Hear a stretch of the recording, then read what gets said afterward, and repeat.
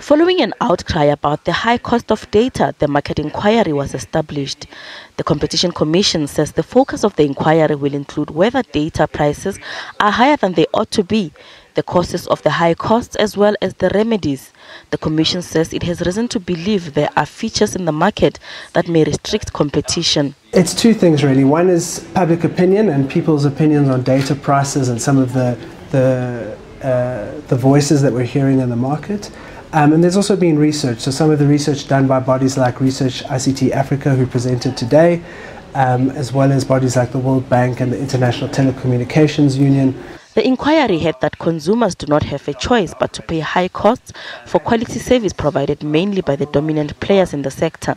The market is not as competitive enough. There's some kind of dominance in the market by the two players, which is MTN and Vodacom, and their dominance being their ability to reinvest in their investment and all that. They are able to continue their dominance, and therefore even when prices in other operators such as Telecom offers the cheapest data, but people are still using Vodacom and MTN.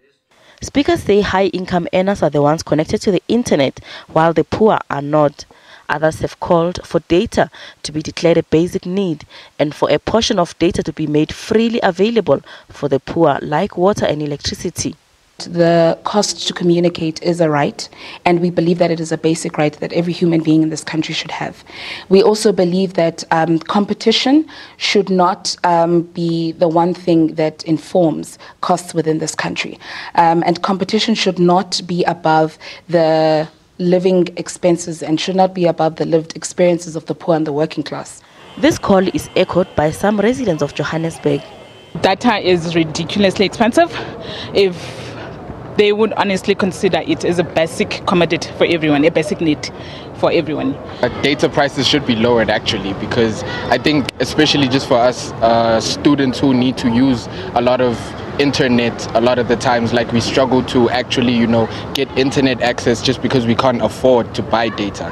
If you look at other countries compared to SA, even less developed countries, their data is very cheap, and I think it's actually a means of spreading out information, education and all those things, and we're missing out on that. The inquiry continues on Thursday with mobile network operators Vodacom, MTN, Telkom and Cell C expected to make presentations.